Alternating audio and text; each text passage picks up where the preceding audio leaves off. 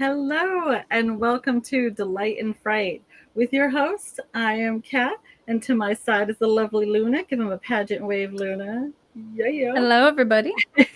And the lovely lady below us is none other than Brooklyn and one of our favorite types of horror authors, specifically Luna, because she authors fantasy horror.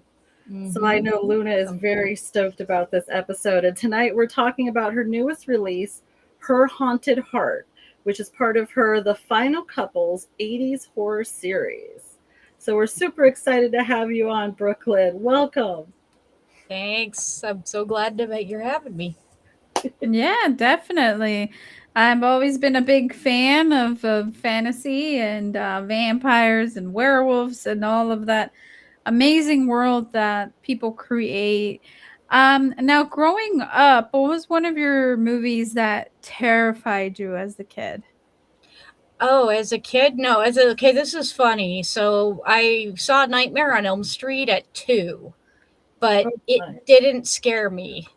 I used to tell it as a wholesome story, and it's actually in my intro to book one of the final couples, His Final Girl, about how my mom was all alone watching Nightmare on Elm Street, and I snuck behind the couch and was watching, and then she Okay. caught me and plopped me next to her, and then we were horror buddies ever since. And then, like, when my brothers came along, she'd tuck them into bed, wait about 20 minutes, tiptoe to my room, and go, Brooklyn, let's watch a scary movie. And I'm like, yeah. But Yeah. I thought back, and that was when I was 2. My sister had died of SIDS, and then my dad was deployed. So I just realized mom probably wasn't really in the right frame of mind. But I mean, she had to have been like devastatingly lonely. And I just recently suffered a tragic loss. So yeah, I understand now why she was cool with showing a 2-year-old Nightmare on Elm Street. So I think the first thing that scared me, maybe the Gomorrah Never Ending Story, but definitely the Queen in Return to Oz, who took off and had the head collection. Yes, that was nice. Her headless body chasing after Dorothy because she wanted Dorothy's head. Ooh. Right. We have some people in the chat. Yay. Hi, Juan. Welcome Hi. back. We miss you. We have Chris saying hi, all. Chris Andrew. Hello. And we have NK Fan. Here we go. Yes, definitely. Definitely. Here we go indeed. So Brooklyn, what was it that inspired you to write in the first place, and then specifically after that, what started you to create this series specifically?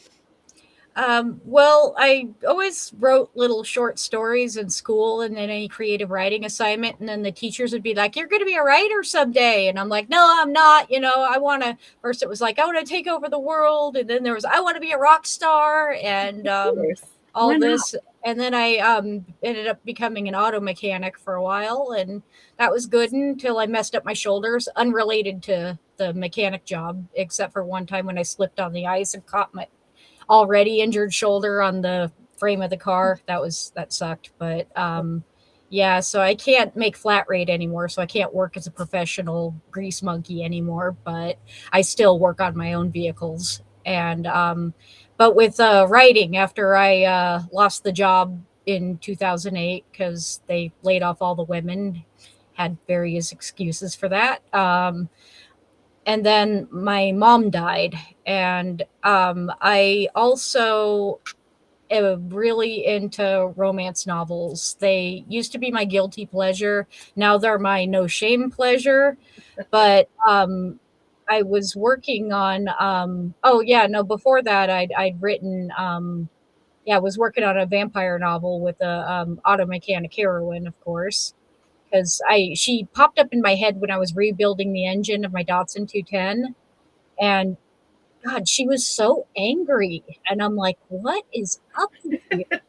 She And needed you to make her real. yes, and she's still grumpy on the page. She had really bad past. I ended up figuring it out. So I was working on those. And whenever anyone would ask me if I mentioned I was writing a book, they're like, "Oh," and then I mentioned vampires. They're like, "Oh, like Twilight?" No. Every single one, because it was 2008, 2009, Yeah. Yeah. I get it. And finally, like, and I was submitting the vampire book and not really getting anywhere with it. It wasn't ready yet. But I'm like, this Twilight craze isn't the first time there was a vampire craze. And then I'm like, I know there was one with Dracula, but did anything come before Dracula? And then sure enough, they did. Lord Byron's doctor, John Polidori, wrote the first vampire story in English. And a whole vampire craze did. They did like fanfic plays and spin-offs and everything. It was like just like the Twilight craze. And then I was like, oh my God, I love Regency romance novels, like the Bridgerton thing.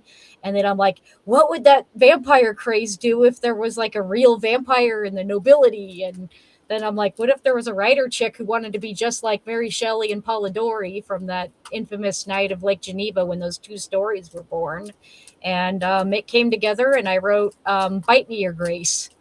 It was like a joke title I threw out on Twitter, but publishers liked it, and that's how I got my first book deal. But I wrote those, and then I eventually went back to my grumpy mechanic chick and figured out that her universe took place in the same fantasy universe of a book I'd written when I was like part of it was written in high school, and part of it was written when I was pregnant with my son, so long ago. And so that was the Bride's Prophecy series. So Luna, for your urban fantasy and vampires and stuff, that's the one you want to check out. But Good feedback. Yeah.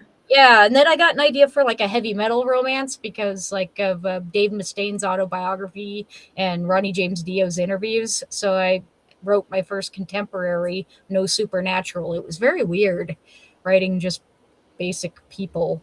I don't know, but it people can be weird. Basic people can be very weird. They can be, and they definitely are in my books because I'm weird. So I got a book deal for that heavy metal romance series. Hearts of Metal is what that series is called. And I finished it. I was burned out in it. I didn't want to write another one after book 7.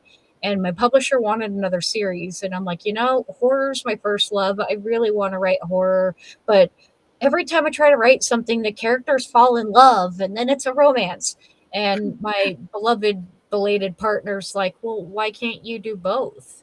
And then that's where I was like, oh my God, instead of final girl, final couple.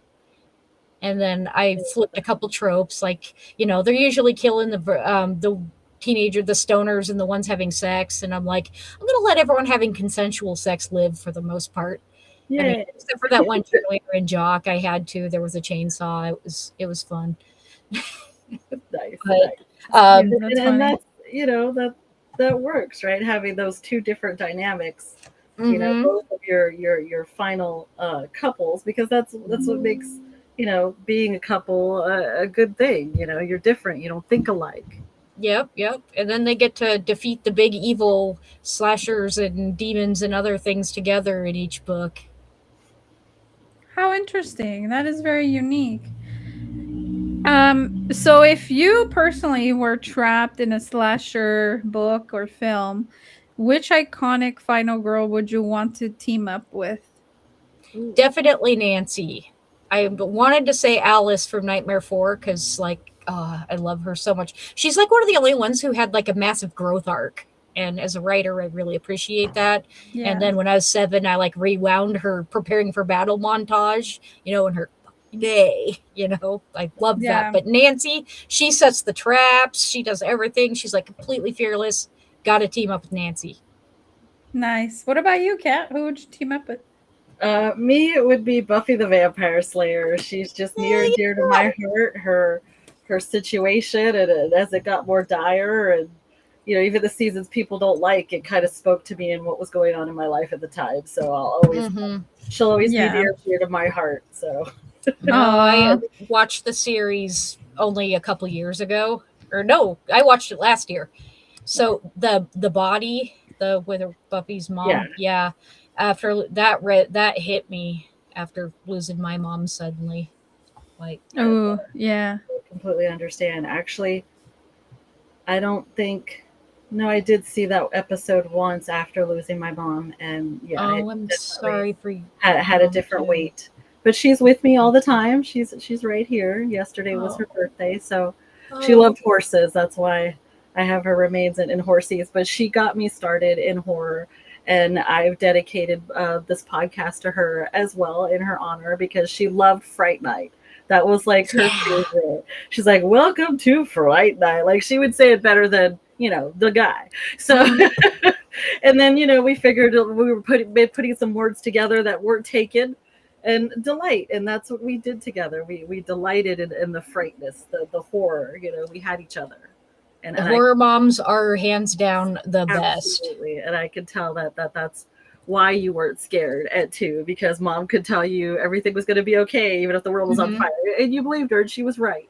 So. Exactly. Though, okay, I will confess, Nancy in the body, or not Tina in the body bag, kind of, sort of stuck in my head, both in a good way and a bad way. Like I'm just like, there's something really cool about that, but also terrifying. That makes a lot of sense. Yeah. For me personally, just because I love the franchise so much, and she is a character with so much growth, Laurie Strode. Definitely one of my favorite final girls, and I would love to definitely team up with her and just survive. Yeah, no, I mean, Halloween's one of my least favorite because I think Michael's kind of boring.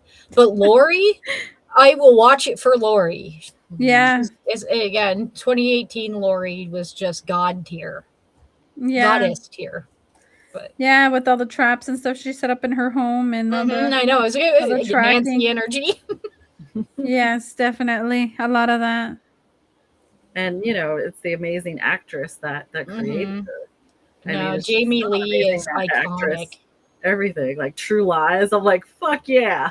I recently watched that. I was like, yes. Love her so much.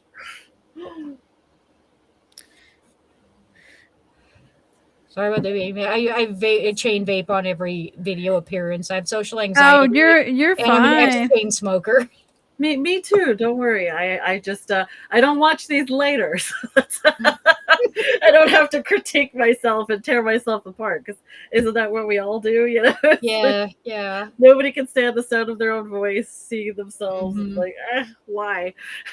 I know. I sang at my partner's funeral last weekend, and it was, that was hard, and I feel like I sounded awful. No, I totally understand. As you look, my dear, and you look lovely. Oh. One of the most striking things in that regard was our beloved Princess Leia, when she did the episode, the last episode where she was wearing the slave Leia outfit. She was like so self-conscious, like, oh my god, I look so ugly, I look so fat, because her mom was a supermodel, so she had that. So she was like, I don't look good, I look like shit. And I'm like, oh my god, you were like the hottest thing on this planet. Curves. I know, like she was so beautiful in that outfit. Now it's iconic, and yes, we are our own worst critics, I think. And it is what it is, unfortunately. Yeah. Speaking of rituals and vaping, and that kind of segues into what I wanted to ask. Do you have any strange or spooky writing rituals? Like something that you do to like get in the zone? I'm gonna light some candles, or I don't know. Sometimes what do you do? I will light a candle, and then I also looked up all the herbs and things that help with creativity, and then I might actually have a bag of it like sitting here. I'm in temporary housing, so everything's a mess. So I made myself creativity. Ooh, I love it. I love it. It's a blend of like a lighthouse. I love lighthouses. Yes. And that's actually my novel in progress. Is lesbian lighthouse keepers versus a sea monster. Nice. That'll be under the Brooklyn Ann Butler pen name. That's interesting to know the siren lesbian dynamic. I'm excited. Yes. That's pretty interesting. I like the way that you mix two different genres. Personally speaking, I'm not one into romance. I'm like, because I want to escape from the problems that relationships have. So I don't want to read about people's problems. It's too much. No, that makes sense. But if there's like the relationship dynamic, but with like werewolves or they're fighting something different, it's not just all about their love problems. It's different things that you're focused on. So I like that. I like how you encompass the dynamic of the creatures and the killings and all that with a little bit of romance. I think that's very well to keep it balanced and keep the readers engaged in and the grand bigger picture. And we have a comment here. The bag of herbs that help creativity, huh? Oh, Nice. It was just funny. I made tea. I'm sure. We don't judge here. We don't judge. We don't judge. Right? We're friendly, free spirit. And then another thing that I do is either listen to the Phantasm scores, especially Ravager, while I write, or a lot of David Lynch / Angelo Badalamenti, really. So I'll listen to like there's an expanded Mulholland Drive theme that's like an hour long or something, and I'll write to that, or I'll write to. I'm worried I get lost. On Fire Walk with Me. My mind would just go and not come back. Yeah. Nice. Any Carpenter stuff you listen to? The Carpenters? John Carpenter. Oh, yes, I do actually. I've got that, on a little playlist too. Nice. And Goblin, of course, from the Argento. Yes, I play a lot of Goblin when I write too. Absolutely. You have to deal with the classics, always the classics. Yes. So when writing, what's the best piece of advice you've ever received about writing horror that you can pass along to our viewers that might be thinking about writing for their own stuff? I would say think about your favorite horror stories and what you would do in that situation. Like the way I write usually is an homage to things, and then with the Final Couple series, like they're supposed to read like 80s B movies, but with the Final Couple. But so I do a lot of homages. However, in my currently with my agent coming of age horror novel. No romance in that one because they're 11. But no, we don't need that. That one I didn't realize I had to go back into therapy for that to write it because I was just blue screening every time I opened up the Word document. And then I realized that I'm setting them in a town that mirrors my town in the same age I was, and a lot of the girls are suffering from my traumas. So my therapist said, hey, well, what's a book that inspires you, and we'll read it together. So I picked Stephen King's It because this book is supposed to be like It, but with girls.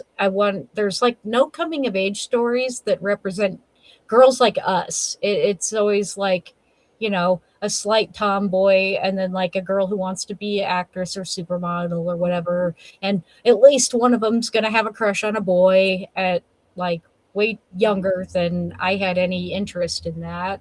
And so she'll live for him, and he's her hero in every matter. That taking care of shit yourself, ladies.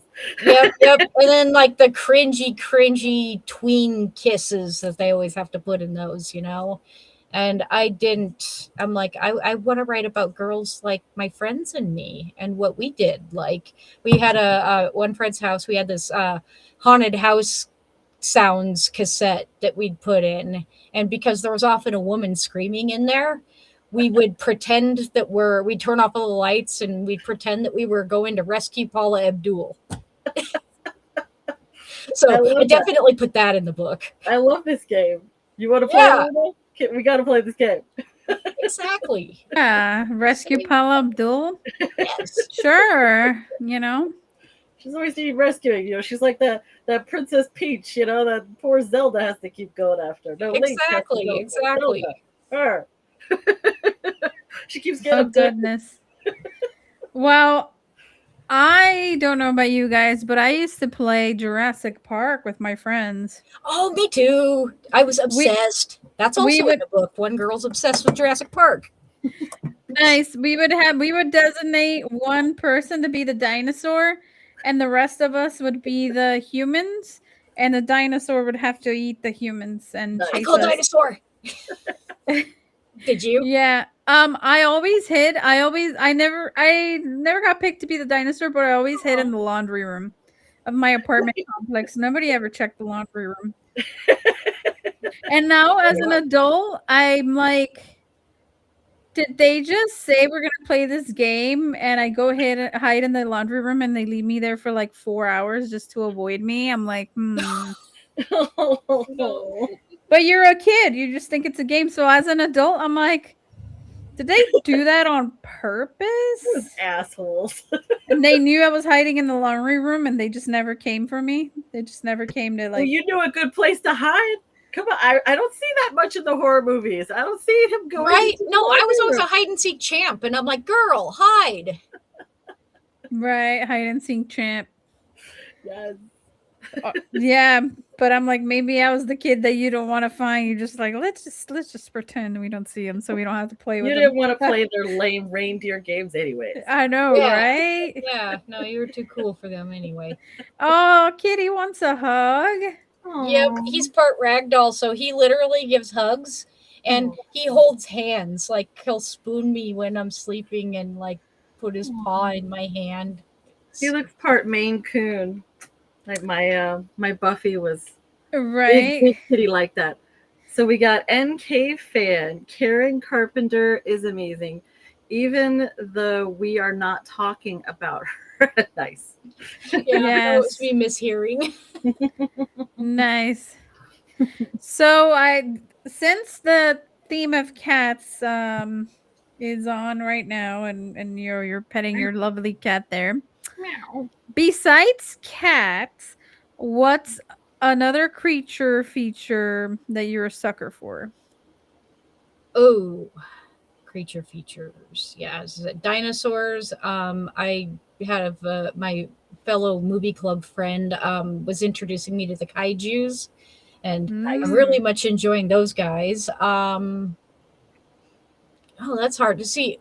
I honestly consider Freddy Krueger to be a monster, but rather than a slasher. But everyone wants to draw and quarter me for that take, so I don't take it. But It's more psychological horror with Nightmare.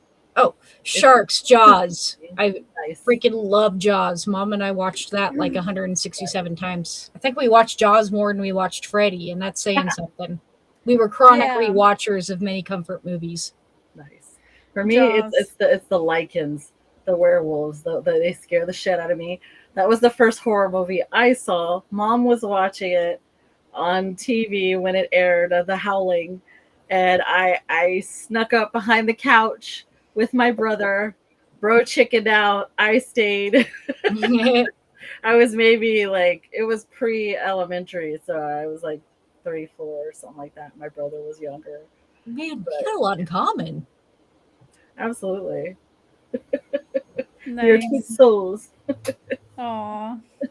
Yeah, I kind of grew up in a very different dynamic, so it's always very interesting to be talking to people that have different perspectives. I grew up in a very strict household where I don't think I watched my first horror movie till I was like 17, 18. Yeah.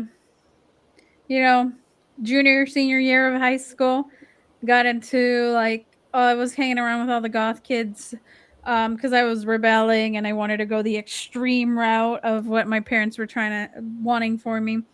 So, I started with the Frankenstein, with the Dracula, Oh, nice. Mary Shelley Weber, kind of more of that, Anne Mhm. Rice, So it was Oh. very interesting. It was very interesting. But yeah, I was not Exposing allowed to her watch any of the them. weird stuff. We love exposing Luna to all the weird stuff. Exactly. So guys, leave in your comments what weird stuff should we expose Luna to. If I haven't David seen Lynch, a for sure. lot. I still need to watch Lost Highway because I was very lost. That was my first Me too, the first watch. Lynch. Yep. I was like, I don't know what's going on. Mm-hmm. He has an interesting way that he does his cinematography, and I'm always lost. I guess I Yeah, was I lost figured in the out Lost Highway.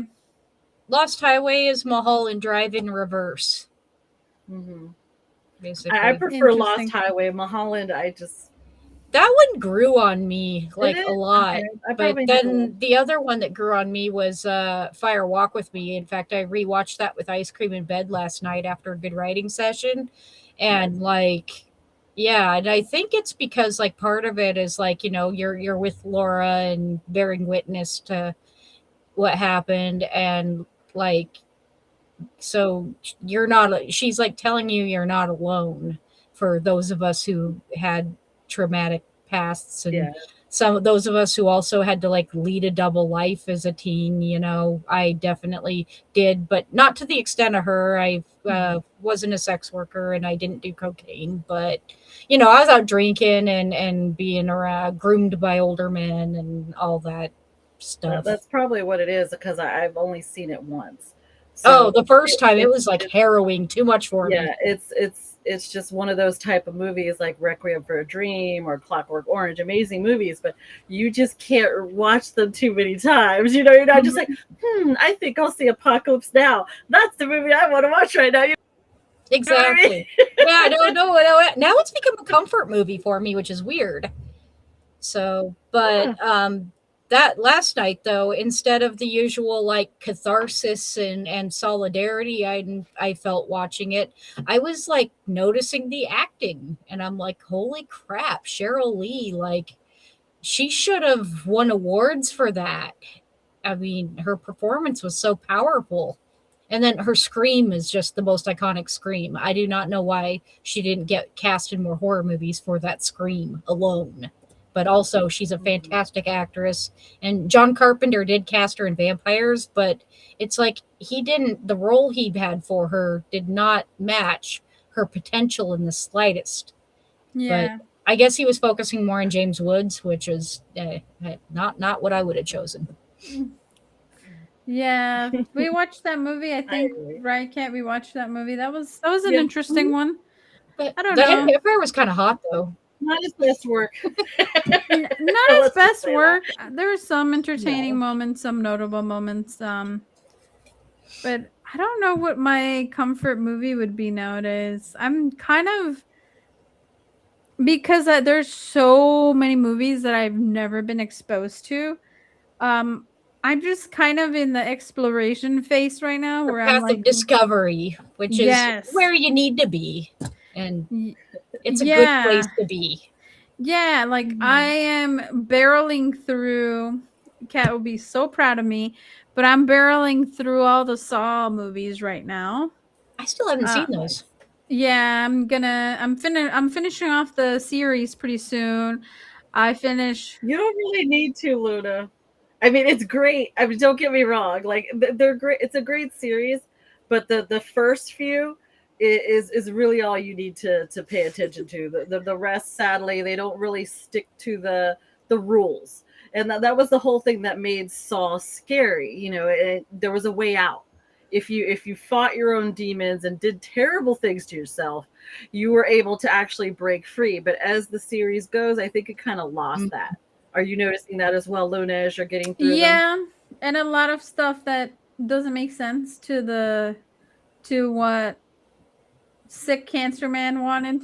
Sorry, I'm bad with names. I love that. I love it, I'm Luna. sorry. No.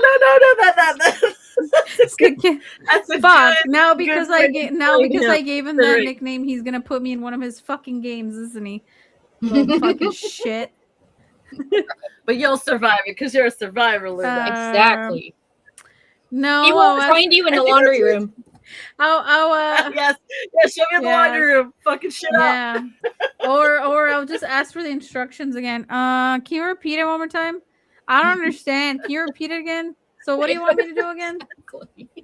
Wait, I'm kind of I don't know. I'm like having an out of body moment. Can you like one more time, please? Exactly. And then in case he can't hear me because I'm in this stupid wall, I can do it in sign language again. Again, I learned that in my sign language class, so that's good. Nice. Is that again? Yeah, again? It's like dipping in a Like pool. one more time, again. Show me again. Like, yeah, Nice, just start asking him because I probably didn't get the instructions the first time, and he's gonna be very upset. So that's speaking of franchises, what franchise do you guys think you would not do very well in? Not I know too for well. me, Saw. So I would not do well in a Saw movie. I don't think I would either, even though, as I said, I haven't seen them, but I know the premise well enough. No. For me, would definitely be Evil Dead. I mean, the newer indications of Evil Dead, like, yeah. True. I am not very fast. I don't cardio much. Yeah, the demons are getting me. Yeah. I'm middle-aged. I don't know how long I'd last in any of them, to be honest. Yeah. One of the Woods ones. I got Woods knowledge. Yeah. What is it? A 28? No. Cabin in the Woods? Cabin Fever. No, Cabin Fever. I will get the fucking alcohol, run out into the woods while you motherfuckers do whatever you're doing. I am drinking the water. But the thing is, he messed up because he came back. Yep. No, you just go. Yeah. Sometimes I do want to scream at people on the TV. Mm-hmm. These stupid asses, what are they thinking? Yep. I always love it when directors give you a reason why they're doing an action or they have to do something, rather than just thinking, oh, they're dumb.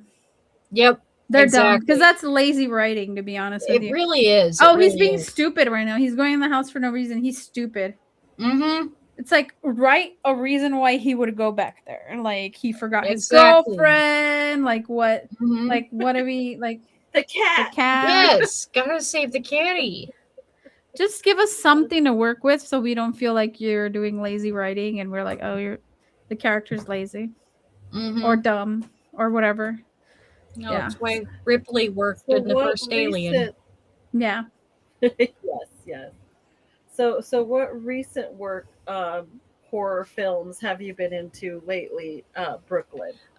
What horror films that are out recently, last few years, that spoke to you? Oh, I absolutely adored The Lighthouse, and Late Night with the Devil. I'm just loved it so much.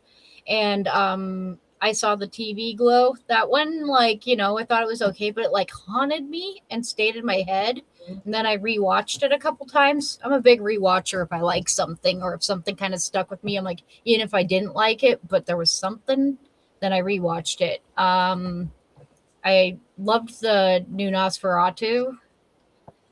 Even though I will laugh at the fact that there was really no reason for Orlok to take a boat to Germany from Romania because, Nosferatu set in Germany rather than England, but they had to do the Dracula boat thing. So I'm like, for the sake of the badass visuals and boat segment, I'll forgive it, but I'm still going to laugh at that. Yeah. Absolutely. How about you, Luna? The movie I've been most into right now, or? Yeah. I think you like the new Frankenstein, right? Yes. Oh, Guillermo del Toro is a genius. I can't say he's put out any bad movies. Even the fish fucking movie was pretty good, decent. I loved the fish fucking movie. Shape of the Water. Okay, Luna. It's Shape of the Water, and it's hot, and I like it. Exactly, cosign.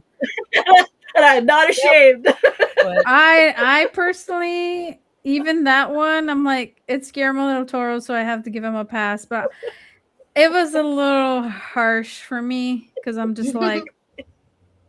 But I did appreciate the fact that they were going the whole deaf thing, and it was very interesting. Can't communicate with others, but finding a way to communicate with his fish fetish. So pretty interesting, fascinating. I mean, I'm not going to go swimming and trying to find my Namor out there, but yeah, interesting. There was one movie. Hang on, let me. While you find that, I'll share mine real quick. 28 years later, as far as the philosophy behind it about life and death and the hereafter, was just a fucking beautiful movie. I loved it. I mean, the zombie dicks were great too. Zombie dicks? Okay, I'm more motivated to watch it now. Zombie dong, yes, all over the place. They had to use prosthetics because they couldn't just use their actual dogs. So yeah, we get a little extra. Yay, ladies! And it makes total representation. Like even gross dong, it's just like it's not fair that ladies they always show them, but they don't show the dong. It's like make equality. Exactly. Yes, it's equal. Yes, it's equality. There dongs and boobies and all the fun stuff. And as far as horrific and actually a scary film, I would say Weapons. Oh yeah, no, that one was Gladys really. She brought the creep. Okay, I'm gonna do a plug real quick, not for any other reason other than you can log all the movies. We're not sponsored by them, but maybe if they want to reach out. We don't have any sponsors, guys. So this is the name of the app that I use. It's great. Kat got me into journaling while you watch a movie. I do have my booklet, but if I don't have my book on me and I need to like notate something, it's this app called Letterboxd, and you go on there, you put your diary, the day and the day and the time or whatever that you watched the movie, and it gives you, I don't know if you guys can see it, but it gives you like a whole list of movies. These are all the movies that I've seen. So so it's like Goodreads. Yeah, it is. It's like Goodreads for movies. Yes, movies. I try to use it, and then I forget about it, and then I'm like, why did I stop using it? And then I now got to catch up. I know. Yeah. It would come in when people are like, hey, post about my movie, rate me. We could just cut and paste into all those things. Is it cut and paste? Yeah, it's pretty good. It's pretty good. You can rate it. You can also put if you've watched it before, how many times, whatever. It's pretty user friendly. I like it. I don't think you can get friends on here. It's just for you personally to log your stuff. Followers. Oh, you can get followers. Okay. Yeah, I've been on the web version. I've never used the phone version. I suck at phones. Okay. Especially now that I got carpal tunnel. That makes a lot of sense. So the movie that I watched over the weekend was The Andromeda Strain. Very cool 1971 film. I believe it's directed by Robert Wise. Yes, it's on here. And I think it's based on Michael Crichton's novel. Yeah, space. He also wrote Jurassic Park. Yes, he did. Yes, it's based on the my chair. No, you're good. You're biological agents that are gonna wreck us all and murder us. So fun. Yeah. COVID, it already happened. Right? The Andromeda Strain, guys, watch it. That's actually worse than COVID because it just explodes. It's like a nuclear reaction. My blanket's stuck in a chair wheel, so oh no, it's spinning to the side. Oh no. Oh. She's being abducted, guys. It happens here at the Light Fright. Everyone is getting abducted. Oh no, the Andromeda Strain. Shit. Okay, that is so much better. And I will say,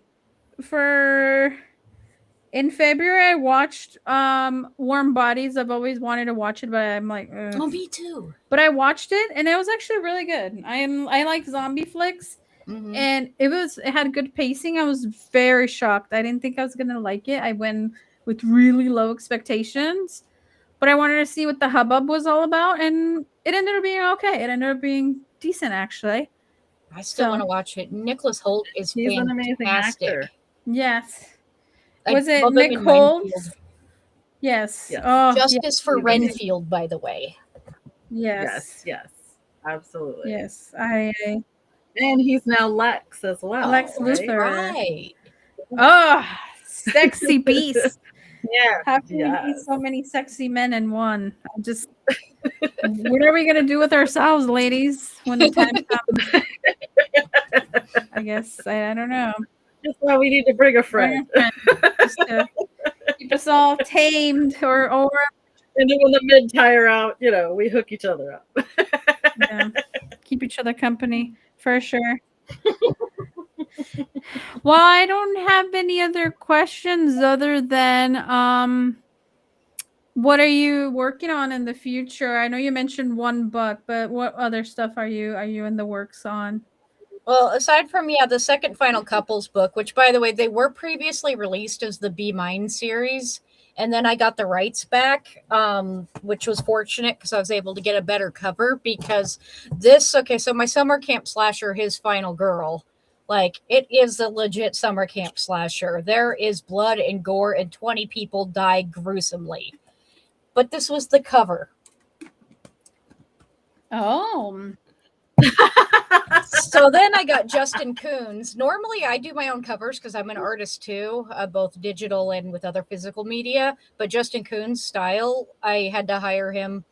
He was worth every penny. And then I did the VHS effects. Oh, the Absolutely. VHS. That's really pretty.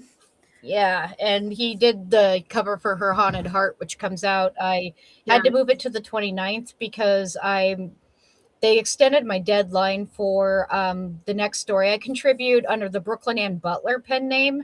It's horror with no romantic subplot. And I did a haunted garage story called My Fair Lady. It's out there, but it's also in the House of Haunts anthology. And these anthologies are badass. They have the same shared setting. And then we each pick a year and a room or in the house, except for it was a private invite. And because Her Haunted Hearts climax scene, big showdown with the big evil entity takes place in the garage, she's like, I want you to write a story for this thing and you need to write the garage. And I'm like, yeah. So I did it. And then they invited me to the follow-up, which was Hospital of Haunts. And I'm like, I call the daycare because my mom and grandma co-owned the hospital daycare when I was a kid. So I was able to write about my experiences. And like the daycare used to be a whole different hospital wing. So the call buttons were still there. And my friends and I used to pretend that we could hear ghosts talking to us from it. So, of course, I turned that into a story. And then they didn't want to be repetitive, so I didn't get to contribute to Hotel of Haunts. But then their next one, they invited me back for Highway of Haunts. And I picked, it's got to take place along Route 50 called the Lonely Road that goes almost completely across the U.S. And so I'm like, okay, I picked Nevada because I visited and drove through there a lot because my partner's family was in Reno and I had some book appearances in first Vegas and then Reno. And to me, who grew up surrounded by mountains, trees, and waters, the desert is creepy as fuck. But yeah, I concur. So I'm about halfway done finishing it. I'll be burning the midnight oil working on it more.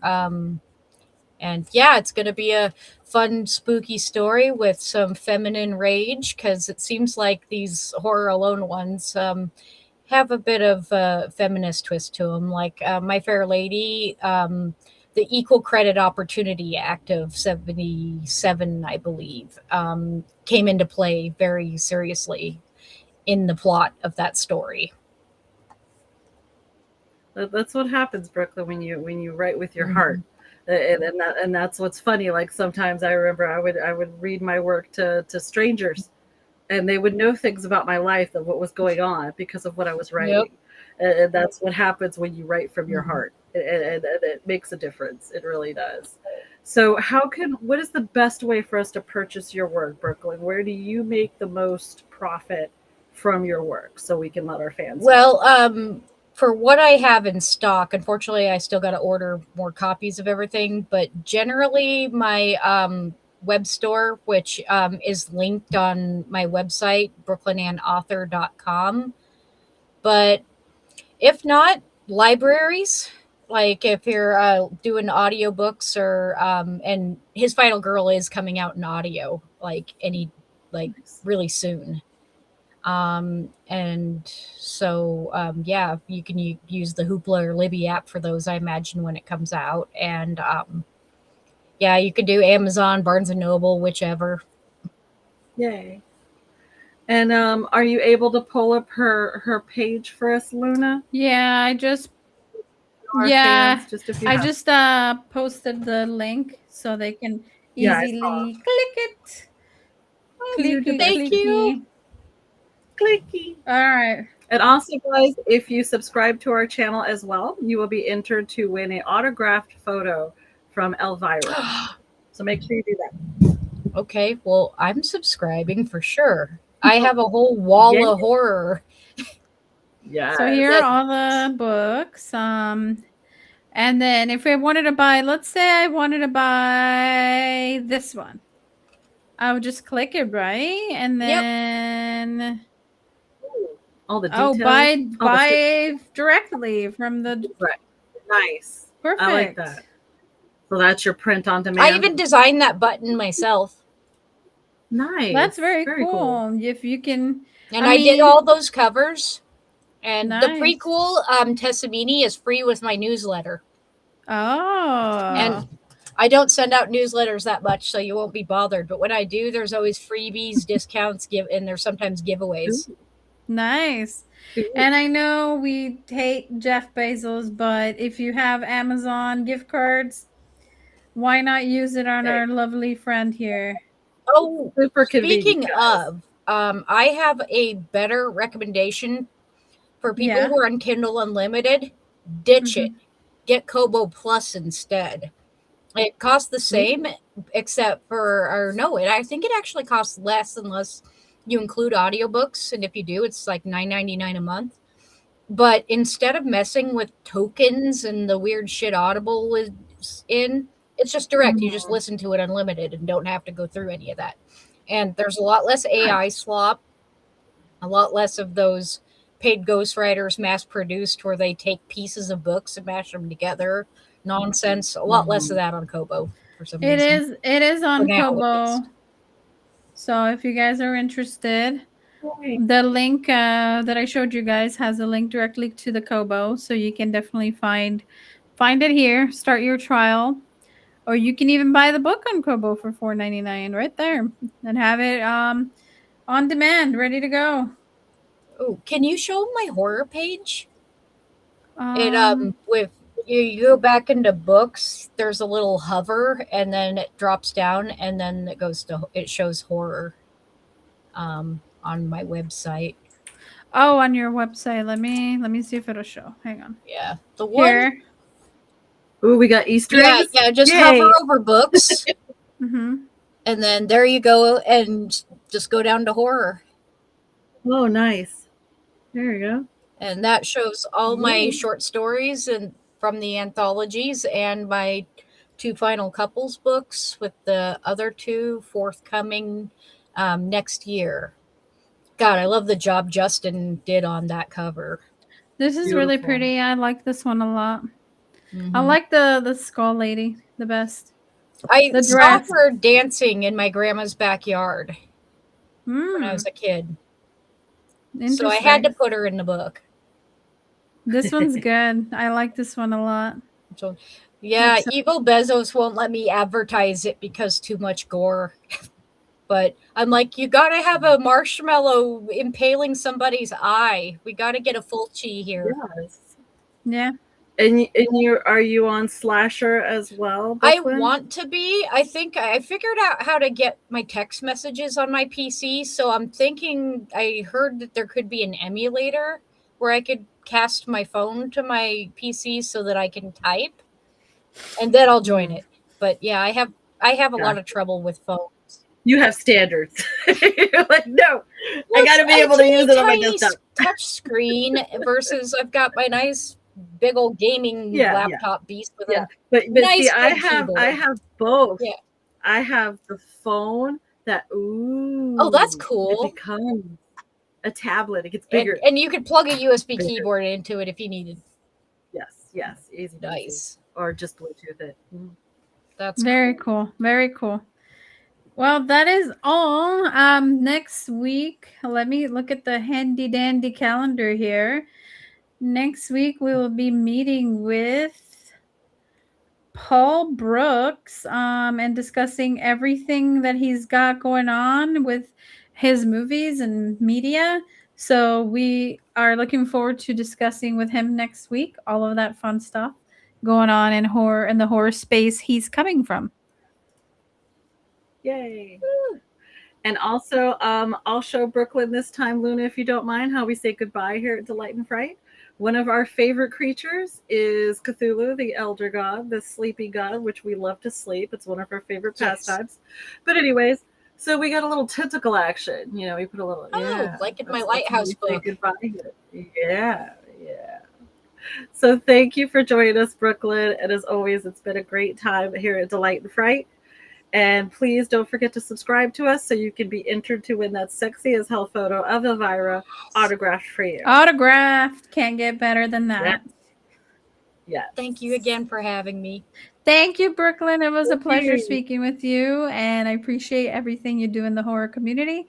Have a lovely night. You too. Bye.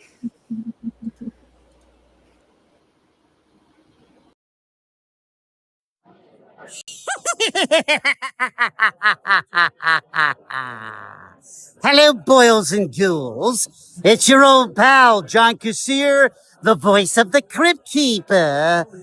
And I want to thank you for listening to Delight and Fright with your hosts, Luna and Kat, a podcast for outcasts.